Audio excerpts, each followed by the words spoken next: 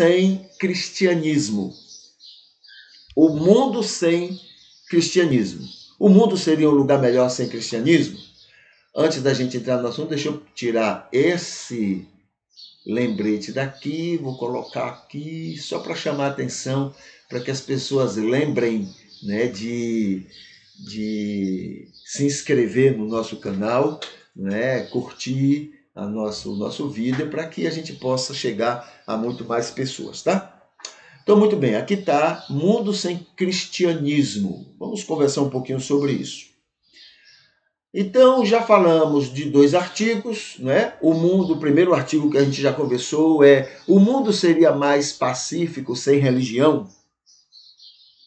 Foi quando eu comecei a questionar. O mundo seria um lugar mais pacífico sem esse cristianismo que a gente tem mostrado ao mundo? Tá?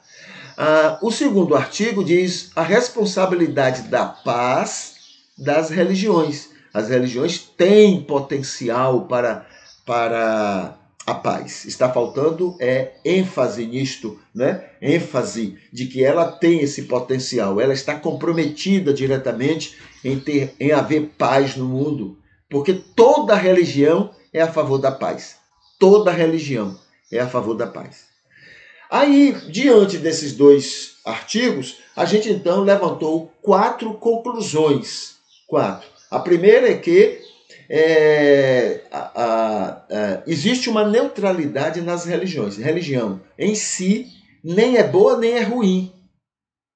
Tá bom? A religião em si nem é boa nem é ruim. Ela é neutra. Ela é neutra. Segunda conclusão. As religiões todas são formadas por trigo e por joio. Aí começa agora uma diferença. Todas são formadas por trigo e por joio. O joio, ele pega a religião, que é neutra, e usa para o mal. Contra ele mesmo, contra os seus irmãos e contra o mundo. Entendeu? No geral é assim. Ele pega, por quê? Ele tem um coração não transformado, ele não é trigo.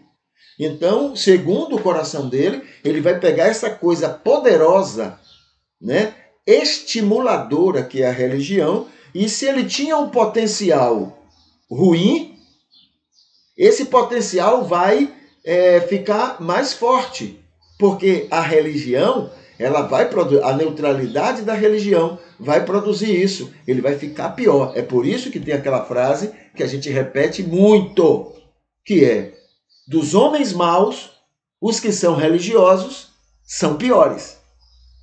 Entendeu? Porque há esse potencial, há uma potencialização de um coração maldoso. Agora, o trigo, ele pega a religião que é neutra e usa para o bem. E usa para o bem dele e usa para o bem das pessoas, entre eles e fora no mundo. O mundo é abençoado quando o trigo é religioso, porque ele pega a religião e vai abençoar o mundo. Entendeu? Então não é culpa da religião. Aí já começamos a ver um primeiro culpado. O joio, né? O joio vai pegar a religião e vai usar contra as pessoas e contra si mesmo. O segundo grande e talvez mais poderoso do que o joio é o que a Bíblia diz: o amor ao capital, o amor ao lucro, o amor à ganância, o amor ao dinheiro é a causa de todos, é a causa de todos os males.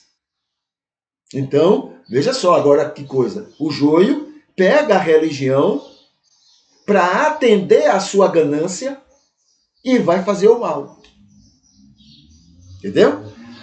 E por último, né, a quarta conclusão é outro inimigo. É quando o joio usa a religião para alimentar a ganância através do marketing. Essa ciência, né, perigosíssima na mão de quem está errado, de quem é errado. Mas ela só cai na mão do errado, porque é uma ciência que precisa ser sustentada. E quem paga? Quem tem a ganância. Então, ninguém vai pagar o marqueteiro para desenvolver nas pessoas a ideia correta sobre o ganancioso. Não, o ganancioso Ele pega o marketing, paga bem ao marketing, ao marqueteiro, para que o marqueteiro engane o resto. Entendeu? Então, é nesse sentido que a gente teve, né, fazendo essas conclusões para compreender que mal existe nesse mundo, por quê e como que é que a religião está envolvida de alguma forma nisso. A religião estava diretamente envolvida na Segunda Guerra Mundial. Diretamente envolvida. Entendeu? Quando você vê aí, né, religiosos, né, declarando uma série de coisas usando a religião, é exatamente isso que acontece. Aí estamos agora conversando sobre o terceiro artigo. É um artigo, é uma pesquisa científica que foi apresentada, né, numa universidade dessa aqui no Brasil e que a gente está utilizando para que a gente possa conhecer melhor sobre este assunto. Então, esse terceiro artigo é a direita cristã e a política externa dos Estados Unidos. Tá bom? Então, o que é que os cristãos lá dentro dos Estados Unidos têm feito para que os Estados Unidos seja essa coisa maligna em todo o mundo, usando verdades para disseminar, veja só, usa ideias boas para disseminar mentiras e disseminar interesses econômicos. Isso é uma coisa maligna. Isso é o que a Bíblia chama, na linguagem apocalíptica, de Babilônia. A Babilônia era exatamente assim. Entendeu? Então, todo esse arcabouço fazia parte da Babilônia apocalíptica. Né? Usando a verdade, usando a religião, usando toda essa coisa para disseminar no mundo os seus interesses, o seu domínio, a sua hegemonia, a sua vontade de que todo mundo seja como ele quer, do jeito que ele quer. Fala-se em liberdade, estamos brigando pela liberdade, mas ele não dá espaço para que as pessoas sejam livres, porque tem que ser do jeito que ele quer. É a liberdade que seja a liberdade para ele, para esse país, para esse povo, para exercer poder sobre os demais. Entendeu? Então é nesse sentido. Inclusive, os evangélicos, né, a ideia principal é a seguinte: liberdade cristã para tirar a liberdade dos outros. Esse é o padrão do pensamento lá dos evangélicos nos Estados Unidos. Entendeu? E foi quem nos evangelizou. Então veja que dá para compreender porque somos do jeito que somos. Né? E eles evangelizaram também toda a América Latina. Então a gente compreende também por que foram os evangélicos que aplicaram aquele golpe na Bolívia, em outros países da América Latina, essa coisa toda. Né? A gente vai compreender também por que Maduro, né, lá da Venezuela, é o grande diabo para esses evangélicos. Entendeu? Porque ele não abre espaço para que isto possa ser implantado lá também. Ele não abre, então ele é o grande inimigo. Entendeu? A América o tem como o grande bandido. Por quê? Porque ele não abre espaço para a América fazer lá o que faz no Brasil, o que faz na Argentina, o que faz... Ele não abre. Ele não abre espaço. Entendeu? Aí ele é o bicho cão do mundo. Né? A América trabalha dessa forma. Muito bem. Inclusive, o que é pior, não só a América, os evangélicos da América e os influenciados por eles trabalham dessa forma. Ou canta do jeito que eu canto, ou é inimigo, é contra Deus, essa coisa toda. Nós fazemos isso. Nós nos espelhamos exatamente neles, que são assim. Então vamos ver aqui o texto que é que ele nos fala hoje, né, a esse respeito.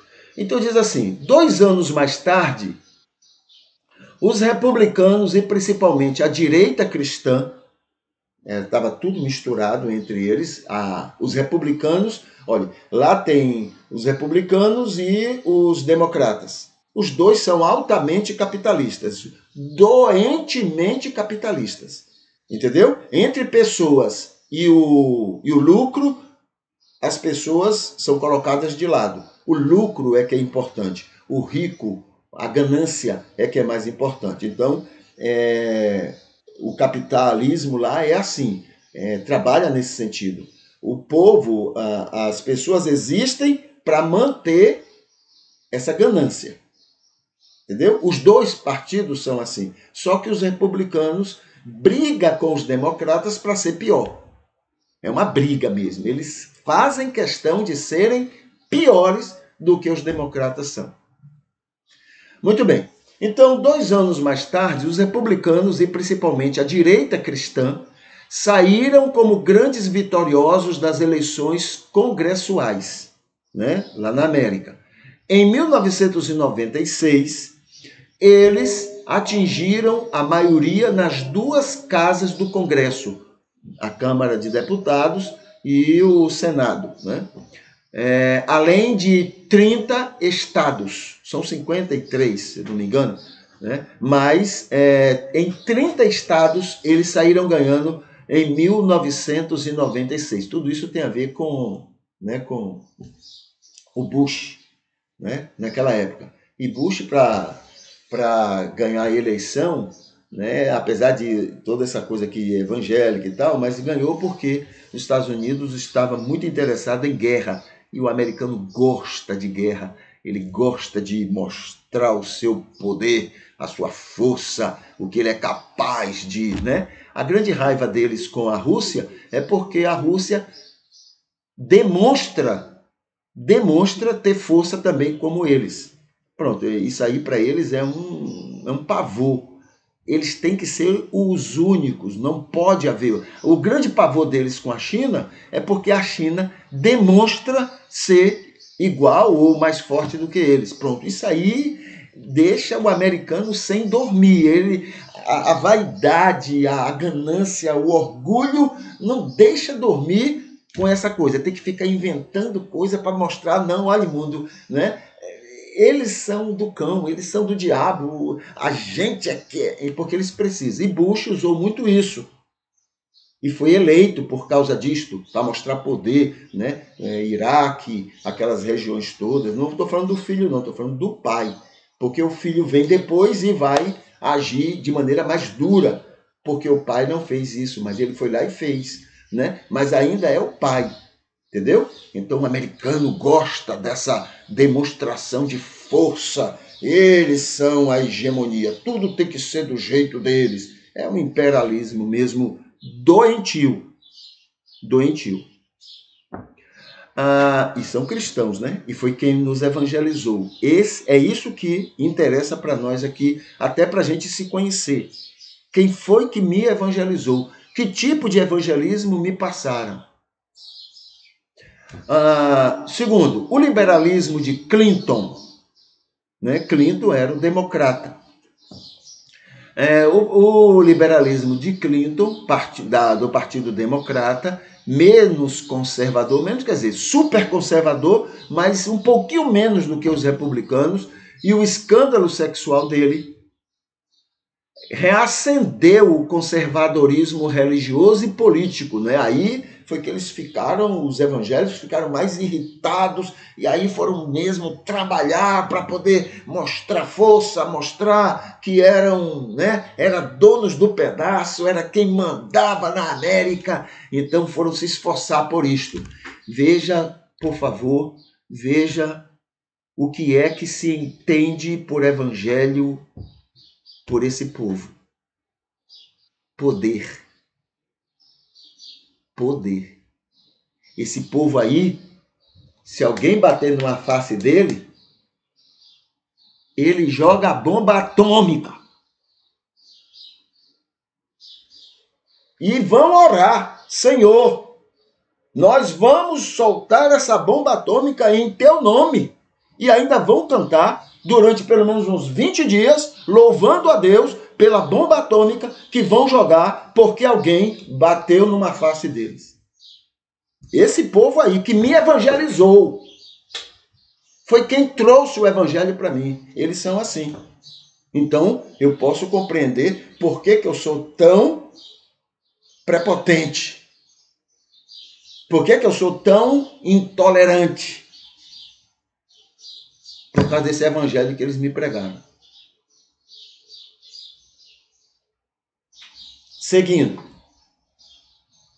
Foi exitosa a estratégia histórica da articulação da direita cristã ao Partido Republicano, datada na década de 1980. Da mesma forma, a instrumentalização do nascer de novo de Bush acabou por angariar o apoio dessa porção da sociedade civil organizada e esperançosa na obtenção de recursos e apoio governamental para sua ação e reprodução. Então, aquilo que aconteceu em 1980, aquele anseio, aquela necessidade de fazer força, de crescerem para mostrar poder e poderem, então, chantagear os presidentes, poderem forçar os congressistas a serem do jeito que eles querem. A ideia é essa. Queremos liberdade para tirar a liberdade dos outros. A ideia é essa. Nós queremos poder, queremos a liberdade de sermos fortes para tirar a liberdade dos outros. E isso não é cristianismo. Talvez nem é diabólico. Não sei nem que bicho seria isso. Claro que a intenção é diabólica. Tirar a liberdade dos outros? Ah, mas eu não concordo, e daí? Onde foi que você recebeu a autoridade de Deus para tirar a liberdade dos outros? Pelo contrário, Deus manda que a gente respeite, tolere aquele que não pensa e nem quer e nem gosta do que a gente quer, gosta ou pensa. Isso é cristão. Se baterem numa face, dê a outra. Isso é cristão. Agora, essa fantasia diabólica, em nome de Jesus, esse cristianismo joio, prejudicial, de que eu quero liberdade para tirar a liberdade dos outros, isso não é de Deus. Isso é do cão. E era isso que eles queriam. É isso que é a direita cristã lá nos Estados Unidos. Pensa que eles querem só para eles? Eles fazem questão de empurrar esta situação para todos os demais países que são o quintal deles. Ai dos países que não fizerem isso. É por isso que nós, essas lideranças evangélicas que nós temos por aqui, elas são pressionadas a serem esses cães de... Como é que chama? Cães de briga. Você já viu um evangélico, né? Como é que eles falam na televisão? Com os dentes assim.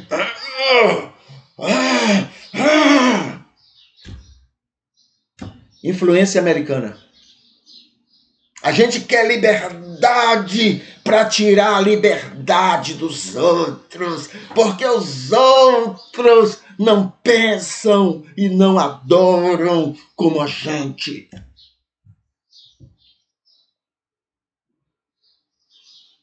Nada a ver com Deus isso. Nada a ver com Deus essa coisa.